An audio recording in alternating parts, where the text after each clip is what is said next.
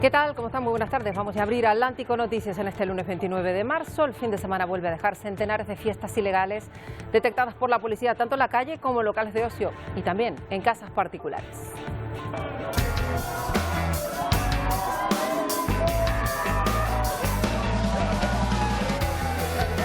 Solo en Madrid los agentes han desalojado más de 200 reuniones en las que no se cumplían restricciones implantadas por el gobierno.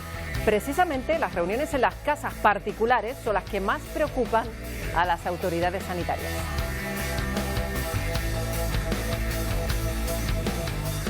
Bueno, son fiestas, reuniones ilegales que se producen en pleno repunte de contagios en buena parte de nuestro país. El ritmo de vacunación de momento no consigue frenar la curva de expansión, como sí que ocurre en otros países. Miguel Vega.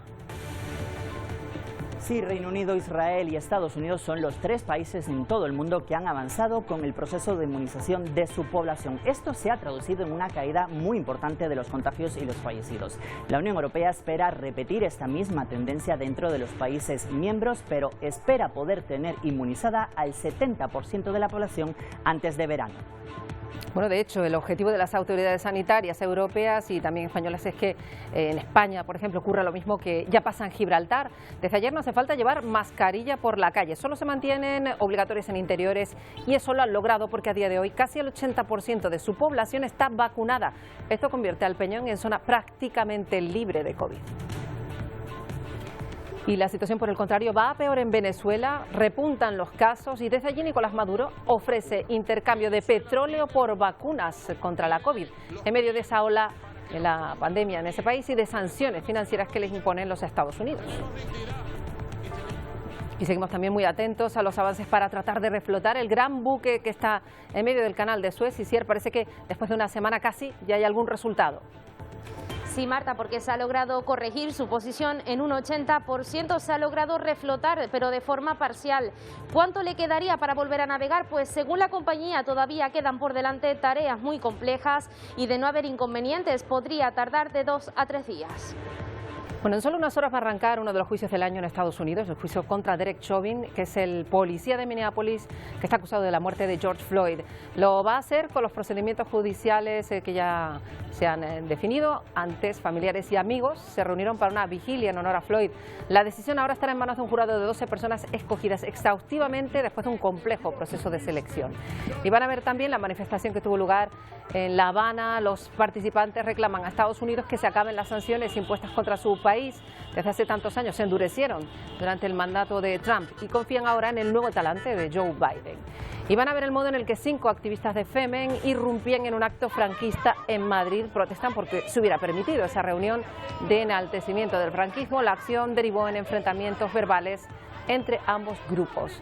Y además, por segunda vez en 2 semanas, ahí ven la imagen de Beijing envuelta en una densísima nube de arena con niveles además muy peligrosos de partículas en el aire.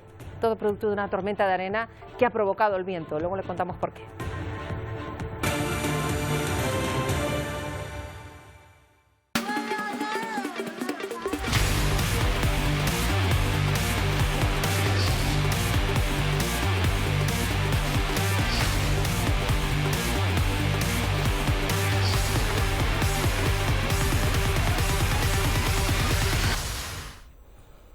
Comenzamos la Semana Santa con duras restricciones, ya saben, en toda España para evitar que ese repunte de contagios siga subiendo.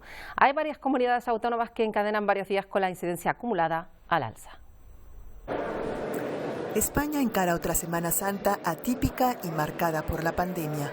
Es Domingo de Ramos y las procesiones vuelven a brillar por su ausencia, como el año pasado, aunque en esta ocasión las iglesias sí están abiertas, con aforo y horario limitados, pero los fieles pueden cumplir con sus tradiciones.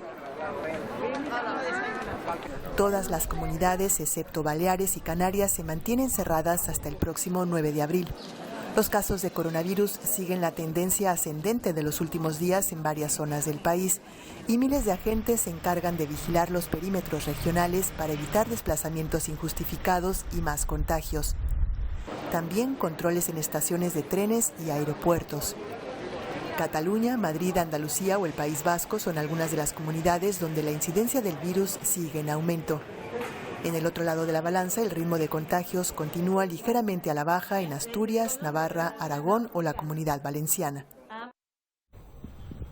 Bueno, y a partir de mañana España levanta las restricciones de movimientos con Gibraltar en particular. Se suma la flexibilización de esa región que desde el domingo permite a sus ciudadanos no llevar mascarilla en espacios al aire libre. En el interior, eso sí, va a seguir siendo obligatoria, pero es todo un alivio. Y gracias al rápido proceso de vacunación que se ha llevado a cabo en esta zona, al menos un 70% de los gibraltareños ya han sido inmunizados de COVID. Es un proyecto piloto de Reino Unido que esperan además poder exportar al resto de su país. Ahí ven imágenes del centro de Lisboa, prácticamente vacía. Portugal vive un estricto confinamiento desde el pasado 15 de enero, que además se va a extender hasta pasada la Semana Santa. La hostelería está tasando las pérdidas del sector en un 70% y además, pues a todo esto se suma el cierre de fronteras con países como Reino Unido, España o Brasil, y esto está empeorando evidentemente los datos. Los comerciantes ponen ahora su esperanza en el 5 de abril, que es el momento en el que se van a levantar las principales restricciones. Y Angela Merkel podría solicitar al Parlamento alemán el control de todo el país, asumirlo en definitiva, porque la canciller alemana no está muy contenta con la falta de medidas que han desplegado los estados para frenar la curva de la COVID. El gobierno alemán podría, por tanto, asumir todo el control. El gobierno alemán aseguró este viernes que quiere minimizar todo tipo de entradas de viajeros al país y por eso analiza la legalidad de prohibir temporalmente las llegadas en Semana Santa. Así lo aseguró el portavoz del Ejecutivo alemán, Steffen Seibert, ante la propuesta para evitar viajes al extranjero durante las vacaciones, especialmente a las Islas Baleares, un destino muy demandado desde que las autoridades alemanas sacaron a esta comunidad española de la lista de zonas de riesgo. Según distintos expertos, esta medida podría chocar con la libertad de movimiento dentro de la zona Schengen y con el derecho de todo alemán de regresar a su país. La cuestión surgió a raíz de la polémica tras el repunte de reservas por Semana Santa para las Baleares, después de que estas y otras regiones españolas quedaran desde el 12 de marzo fuera de la lista de zonas de riesgo por la pandemia.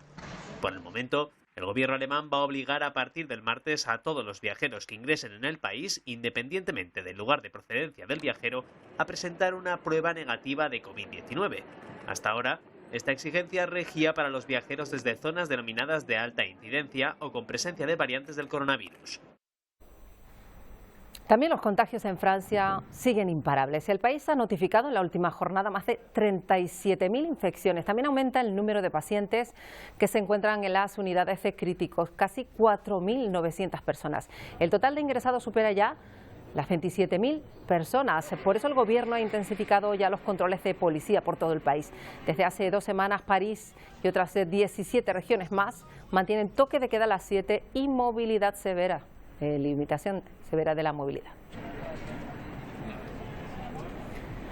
La fatiga pandémica, quizás la impunidad, la facilidad para montar una fiesta han convertido, por ejemplo, a Madrid en destino para eso, para la fiesta.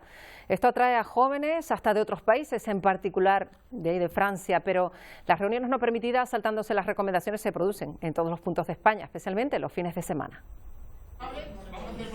Bueno, pues consiga la orden judicial, porfa. Es la actuación ahora convertida en polémica de la policía en un domicilio particular en Madrid. Los agentes piden que abran la puerta, pero las personas que celebraban una reunión dentro no querían. Y ante la negativa, los agentes echaron la puerta abajo. Es solo una del centenar de intervenciones policiales que realizaron las fuerzas y cuerpos de seguridad este fin de semana, algunas aquí en Canarias. A ver si acabamos ya hoy. En particular, en Madrid la situación ha sido complicada. El sábado la calle recordaba los tiempos antes del COVID y la presidenta Díaz Ayuso trata de explicarse. Ellos tienen que asegurar el orden y el cumplimiento de la ley. Las normas las dicto yo como Comunidad de Madrid, como autoridad competente sanitaria, y el Gobierno de España es el que tiene que hacer que se cumplan porque es quien tiene la competencia. Pero pese a lo llamativo de estas imágenes, lo que más preocupa es el interior de las viviendas y de los pisos turísticos. Según los expertos, el entorno donde se producen más contagios y donde parece que las medidas más se relajan. La mano fuera de los bolsillos, donde la veamos.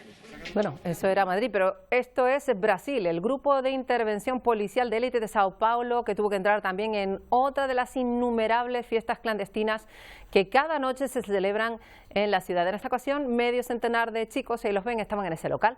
Algunos dicen que no le tienen miedo al coronavirus, y eso en un país en el que se registran una media de 2.400 muertos al día.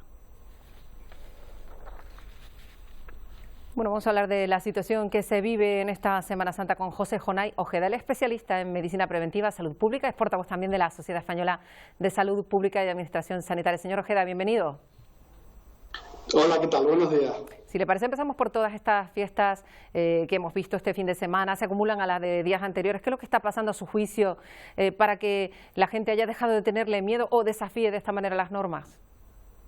Bueno, tenemos que tener en cuenta que las medidas tanto individuales como colectivas que llevamos aplicando durante tanto tiempo, durante ya 12 meses, pues bueno, en ocasiones generan rechazo y esto dificulta su cumplimiento, ¿no? Pero también pues hemos vivido en todo este tiempo y también en un mismo lugar, ¿no? En el tiempo, pues incoherencias o contradicciones entre diferentes territorios y países y bueno, es entendible que en ocasiones pues no se cumplan, no solamente porque no se quieren, porque no se quiere, sino porque no se puede o no se entienden bien. Claro, hay una cuestión polémica que tiene que ver con todos estos visitantes que van en particular a la Comunidad de Madrid, es donde más se han visto estas fiestas en la calle.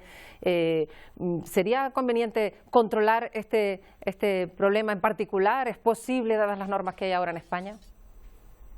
Bueno, sabemos, ¿no?, que especialmente en épocas de alta movilidad, pues nuestros comportamientos individuales se ven modificados, ¿no? Y eso es, más allá del movimiento, que también nos preocupa, lo que tenemos que controlar, ¿no? El que en épocas como esta, en las cuales pues no estamos en el trabajo o no tenemos actividad escolar, evitemos aquellas situaciones de riesgo, como ya se ha comentado antes, ¿no?, en el reportaje, pues preferir los espacios abiertos frente a los cerrados y evitar interacciones con personas no convivientes. Ese es donde tenemos que hacer mayor énfasis, donde tenemos que asegurar el control de las medidas. Claro, y sobre todo hay que ser especialmente cautos en este momento. Hemos contado que estamos en pleno proceso de vacunación, pero que de momento pues no se están viendo los resultados, hay que esperar todavía. Por tanto, señor Ojeda, estamos en un momento crítico, por más que sea redundante sí, el mensaje, ¿no?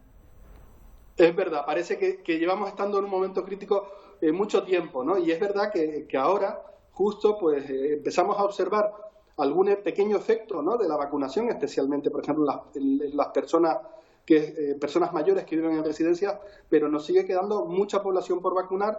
Hay una importante limitación de vacunas y es especialmente importante ahora que aguantemos más, ¿no?, más tiempo, ¿no?, cumplamos las medidas que estamos agotados, es entendible, pero es muy importante que lo sigamos sosteniendo en el tiempo. Claro, y aparte que ya todas las medidas las conocemos perfectamente, casi las podemos recitar de memoria. Sin embargo, cuando nos tomamos unos días de vacaciones, aunque sea con limitaciones, al lugar al que se vaya siempre se ve pues incumplimientos de normas que ya deberíamos saber perfectamente, y no solo los jóvenes. Correcto. Tenemos que una vez más recordar que depende de lo que nosotros hagamos, pues el virus se podrá contagiar en mayor o menor grado. El virus no piensa, ¿no?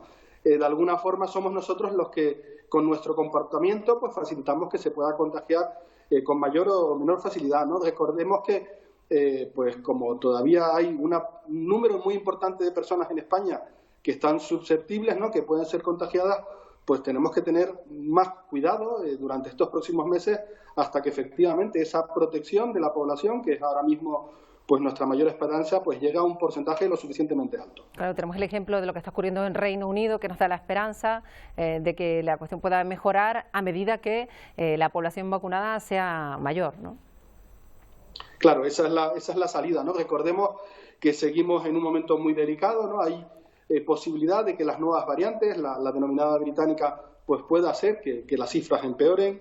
También sabemos que las vacunas pues no están todo disponibles que quisiéramos, ¿no? Eso es un factor limitante muy importante y tenemos que tener en cuenta que en el sistema sanitario seguimos aún muy agotados, ¿no? Estamos hablando, igual que hablábamos de que la población se cansa durante 12 meses de seguir estas medidas, ¿no? Pues en los hospitales, en los centros de salud y en salud pública, pues llevamos todo este tiempo trabajando a tope, ¿no? Y por tanto, aunque tenemos más experiencia y mayor conocimiento, pues estamos en un momento muy delicado. Efectivamente. No sé si les preocupan en particular las variantes, que es lo que advierten todos los expertos, por la cantidad de personas a las que se puede infectar. Insisten en que son más contagiosas y esto hace que el mayor número de infectados empiece a saturar, pese a todo, las urgencias. Lo vemos en Francia, lo vemos en muchos otros países europeos. Sí, las variantes es un elemento que nos preocupa especialmente. También nos preocupan porque podrían escapar de alguna forma, ¿no?, de las vacunas que estamos ahora mismo utilizando, pero recordemos que las medidas ante las nuevas variantes que se están efectivamente difundiendo también en el territorio nacional siguen siendo las mismas que con el virus original, digamos, ¿no? Y por tanto, como decíamos antes, toca volver, ¿no?, a hablar de las medidas individuales, de las medidas colectivas y sobre todo a disminuir aquellos contactos con las personas no convivientes, porque bueno, eso disminuirá y afectará directamente a la capacidad de contagio del virus. Bueno, pues nos quedamos con esa recomendación que reiteramos de nuevo y recordamos que de nuevo continuamos en ese momento crítico y todavía queda tiempo para estar totalmente inmunizados. José Jonay Ojeda, gracias por atendernos un día más. Gracias a ustedes. Pues el portavoz de la Sociedad Española de Salud Pública. Este proceso de inmunización de la población en todo el mundo, y ya lo hemos comentado, es muy lento. De hecho, la Comisión Europea ha puesto fecha para tener al 70% de la población inmunizada. Sería el 14 de julio, pero hoy nos queremos fijar en cómo está afectando la vacunación a los países más aventajados, así que vamos con los datos. Miguel. En pleno repunte de contagios en América y Europa, el ritmo de vacunación sigue siendo bastante desigual y 3 son los países que más han avanzado en la población inmunizada, y eso se ha traducido en una caída drástica de contagios y fallecidos. Israel, con un 90% de la población diana vacunada, ha conseguido frenar la curva de expansión. En enero notificaba 10.000 contagios de media al día, ahora no llega a 500. Lo mismo con los fallecidos, de 75 de media en enero, y el último día tan solo ha notificado 20 víctimas mortales. Biden, al llegar a la Casa Blanca, prometió acelerar el proceso de inmunización de la población y administrar 100 millones de vacunas en tan solo 100 días. Ahora, con más de 50 millones de personas inmunizadas, los contagios han caído de los 300.000 de media en enero a tan solo 50.000 en el último día en marzo. Y también se nota en la caída de víctimas mortales. El país notifica 1.000 en el último día y notificaba en enero más de 3.000. En Europa, Reino Unido es el alumno aventajado. El país ya ha conseguido inmunizar al 50% de la población y esto se está traduciendo en una caída significativa de los contagios. El día más importante de contagios en enero notificó 68.000 nuevas infecciones y en la última jornada no supera los 4.000. Lo mismo en los fallecidos, de los 1.500 de enero, y en la última jornada ha notificado tan solo 64 fallecidos. En España la tendencia es bastante diferente. Con tan solo el 5% de la población, el gobierno está muy preocupado por una cuarta oleada de contagios que produzca un incremento en la saturación de las unidades de cuidados intensivos y, sobre todo, lo más importante, de víctimas mortales. Impulso a la vacunación. Este lunes se reparten 1 millón de vacunas de Pfizer y Moderna a las autonomías, las que se aplican a los mayores. A partir de abril, además, según Sanidad, se multiplicará por 3 la llegada de vacunas y, por tanto, el ritmo de vacunación. En 2 semanas se habrá vacunado en España a todos los mayores de 80 años. Lo ha avanzado la ministra de Sanidad, Carolina Darias, en una entrevista. La ministra ha reiterado que a lo largo del verano se conseguirá vacunar al 70% de la población, 33 millones de españoles. Ahora mismo han recibido la pauta completa 2,5 millones de españoles.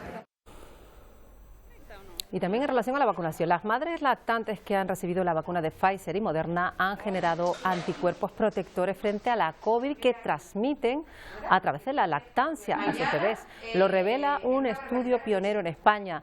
Lo ha realizado el Hospital de la Candelaria en Tenerife. En la investigación participan 90 mujeres con una media de edad de 36 años. Y en Venezuela más de 155.000 personas se han contagiado y el número va en aumento en los últimos días. El líder de la oposición, Juan Guaidó, ha comunicado a través de su Twitter que ha dado positivo precisamente, y en el país se preocupa el lento ritmo de vacunación. Por cierto que el presidente Nicolás Maduro ha lanzado una oferta de petróleo por vacunas. Según Maduro, que no ha especificado su plan, a través de este mecanismo el país podría acceder a 2,5 millones de dosis que equivaldrían al 20% del requerimiento de Venezuela.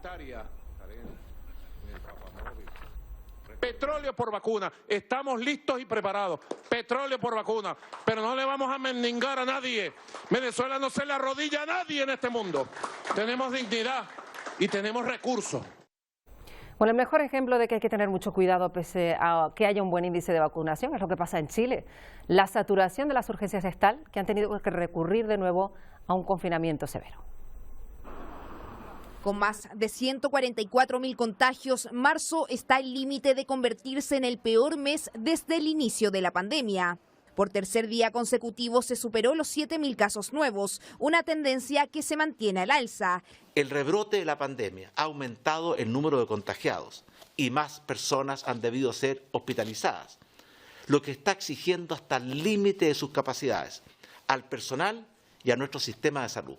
Extrememos nuestros cuidados personales. Es la misma alza en el número de contagios lo que ha derivado a que la red asistencial cada vez esté más al límite. Solo quedan 147 camas disponibles, mientras que el número de hospitalizados a causa del virus sigue al alza. Segunda ola que se da en medio del plan de vacunación que ya lleva más de 6 millones de personas inoculadas en todo el país. El caso de Chile incluso ha sido ejemplo por la OMS a nivel internacional, demostrando que la vacunación contra el COVID-19 no sustituye las medidas de protección personal. Precisamente la vacunación es la esperanza para la actividad de algunos sectores económicos, por ejemplo, los musicales de Broadway en Nueva York, que llevan tanto tiempo parados. De hecho, allí se va a colocar un centro de vacunación. Celia Mendoza, de Voz de América, nos cuenta los detalles. El alcalde Bill de Blasio anunció un esfuerzo de varias semanas para tratar de recuperar la industria del teatro en Broadway. Es hora de levantar el telón y traer de vuelta a Broadway, dijo de Blasio. Habrá un sitio de vacunación de coronavirus dedicado en esa zona en Times Square para miembros de la industria del teatro. También habrá una unidad de vacunación móvil para los trabajadores fuera de Broadway. La ciudad está colocando sitios emergentes de pruebas de COVID en los teatros de Broadway y están desarrollando planes para atender a las multitudes antes y después de los espectáculos. El anuncio es un reconocimiento importante por parte de la ciudad de Nueva York de que una industria teatral sólida significa una economía sólida y saludable, dijo Mary McCall, directora ejecutiva de Actors Equity Association. El alcalde de Blasio entiende claramente que no podemos distanciarnos socialmente en nuestro trabajo, lo que hace que la disponibilidad de vacunas y las pruebas sean fundamentales para mantener un lugar de trabajo seguro, agregó. Broadway genera alrededor de $15.000 millones al año. Los espectáculos se cancelaron hasta el 31 de mayo, sin embargo, aún no se ha fijado una fecha de reapertura. Informó Celia Mendoza, de La Voz de América, desde Nueva York para Televisión Canaria. Bueno, el informe de la Organización Mundial de la Salud concluye que el origen de la COVID se produjo en una especie animal y desde luego no en un laboratorio. Los resultados de los expertos que durante semanas, recordarán, investigaron en China el origen de la pandemia, aseguran que el escenario más probable es el de la transmisión de murciélagos a humanos a través de otro animal. Podría ser un pangolín, un bisón, incluso un gato. Según se desprende del borrador del informe, una fuga de un laboratorio es extremadamente improbable. Bueno, la cumbre de la semana pasada, se lo contábamos, de la Unión Europea, allí los líderes votaron a favor de acelerar el certificado, el pasaporte digital para viajar este verano y salvar así la economía, pero los expertos avisan, hay grandes riesgos y posible vulneración de derechos.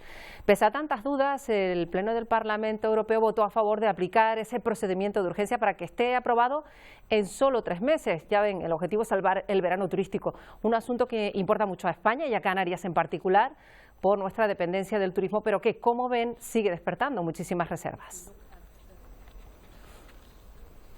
De hecho, la Unión Europea ha dado incluso una fecha a mediados de junio para que esté disponible este pasaporte sanitario. Vamos a hablar hoy con Magdalena Bosch, que es doctora en Filosofía, profesora de la Facultad de Humanidades de la Universidad Internacional de Cataluña. Señora Bosch, bienvenida. Muy bien, gracias. Buenas tardes. Bueno, con lo que se sabe ahora, a día de hoy, ya de ese pasaporte, se va sabiendo cada vez más. ¿Es una solución adecuada o se puede convertir en un certificado discriminatorio, como apuntan tantos expertos? Bien, yo creo que la intención es buena. Me parece positivo que se hagan cosas para promover el turismo, como mencionabais vosotros mismos. La economía nos interesa a todos, es un tema humano. Pero efectivamente hay algún punto crítico y, como usted apunta, las posibles discriminaciones es uno de ellos.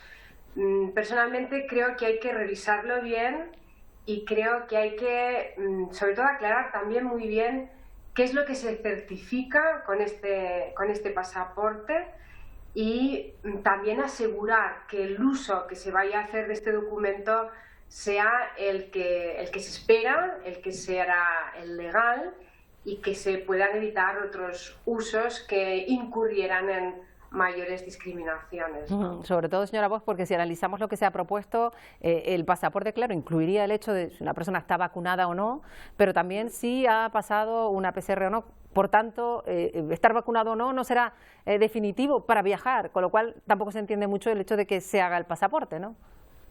Claro, esto es una pregunta que se plantea pues más de una persona, a mí me la han planteado también en más de una ocasión. Y efectivamente la pregunta queda ahí, ¿no? Es decir, si realmente hay otras maneras que ya estamos empleando de, por ejemplo, certificar que hemos pasado una prueba y, por tanto, el pasaporte no añadiría algo distinto o eso es lo que parece tal como se está presentando los modelos que se han presentado de cómo será el pasaporte últimamente, ¿no? Luego, si nos fijamos en lo que ocurre, por ejemplo, en Israel, por comparar, aunque sean cuestiones diferentes, ese pase verde a lo mejor puede darnos una idea de a qué puede llegar un certificado de vacunación que pueda extenderse a otros ámbitos ya nacionales, como por ejemplo que te permita o no entrar en determinadas actividades como gimnasios o teatros. Ahí hay otra cuestión que analizar seriamente, ¿no? Efectivamente, esta es otra de las cuestiones que preocupan a algunos sectores y que el uso, como yo decía hace un momento, se podría extender a cosas así y claro que despierta preocupación puesto que se puede incurrir en discriminación, unos lo tendrán, otros no, quizá uno pueda entrar en un restaurante o al gimnasio y otro no pueda por no tener ese certificado, por ejemplo, ¿no?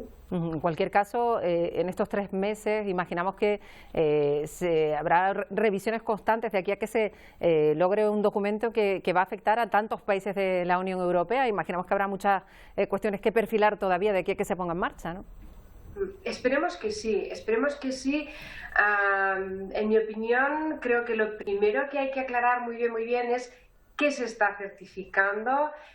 Existe un riesgo de que se atribuyan unas seguridades o unas garantías que no respondan del todo a la realidad. Por tanto, creo que hay información en primer lugar, la no discriminación en segundo lugar y garantizar lo más posible que no haya usos indebidos y discriminatorios de certificado. Claro, sobre todo porque usted apunta a una cuestión básica, que es que una persona que a lo mejor esté vacunada puede sentirse absolutamente segura y también otra que reciba a esa persona vacunada cuando todavía la ciencia no ha demostrado que una persona vacunada no pueda transmitir la enfermedad, ¿no? Efectivamente, no solo no lo ha demostrado, sino que la opinión de los inmunólogos es que, o lo que ellos suelen explicar, que cuando uno está vacunado no desarrolla la enfermedad, pero la puede recibir y contagiar, o sea, se puede infectar y puede contagiar. Yo creo que es una información que, si es así, si los expertos lo confirman con expertos inmunólogos, pues debería constar con claridad, ¿no? Para que no asumamos algo que sea confuso, que no sea del todo verdadero. Bueno, pues estaremos muy pendientes de lo que se decida, un asunto que desde luego dará mucho que hablar. Le agradecemos mucho a Magdalena Bosch que nos haya atendido hoy. Buenas tardes. Buenas tardes, gracias a vosotros. Bueno, seguimos pendientes de los avances para tratar de reflotar el gran buque que se encuentra en el canal de Suez y Siar. Hay una última hora a este respecto, cuéntanos.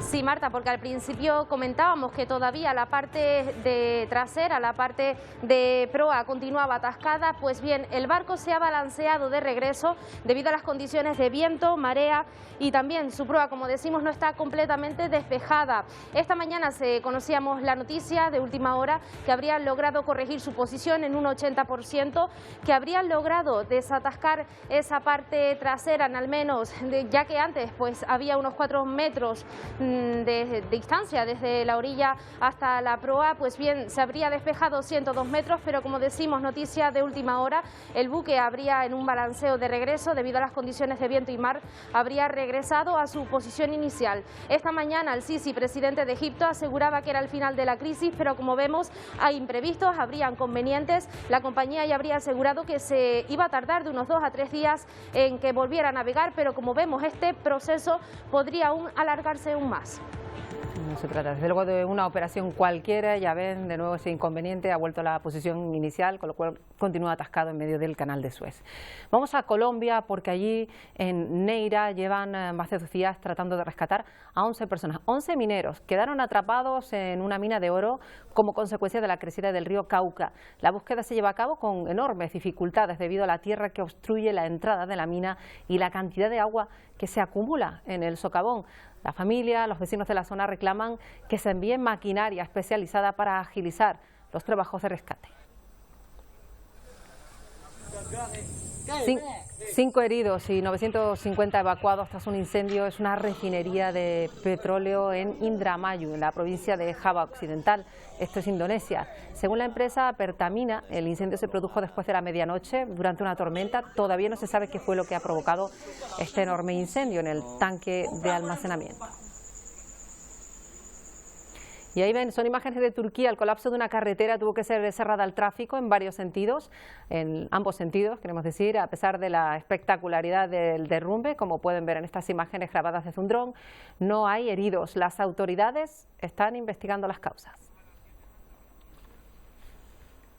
Vamos con la situación en Myanmar. Es crítica. La represión policial contra los que protestan por el golpe de Estado ha llegado al punto de disparar a niños. Solo ayer se produjeron 114 muertos en los enfrentamientos.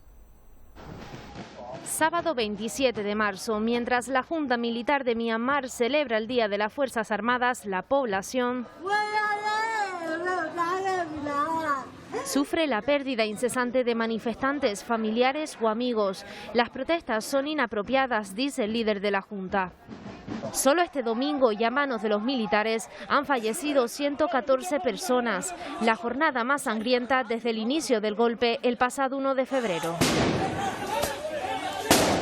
Pero hay más cifras. UNICEF denuncia la muerte de 35 menores entre 0 y 17 años y que casi 1 millar han sido detenidos de forma arbitraria. A esto se le suman episodios traumáticos después de presenciar la violencia en primera persona. Son escenas, pero también sonidos repetidos día tras día que no olvidarán. La jornada en que la Junta Militar conmemora la función de las Fuerzas Armadas, la represión militar supera las 400 personas fallecidas en la antigua Birmania. Hoy arranca en unas horas el juicio contra Derek Chauvin, que es el policía de Minneapolis que está acusado de la muerte de George Floyd.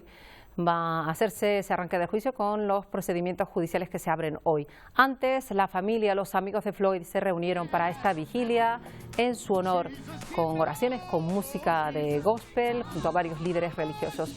El hermano de George Floyd ha asegurado que necesita que se haga justicia y, por tanto, que haya una condena. Chauvin, de 45 años, se declaró inocente de los cargos de asesinato en segundo grado y asegura que siguió el entrenamiento policial durante el arresto.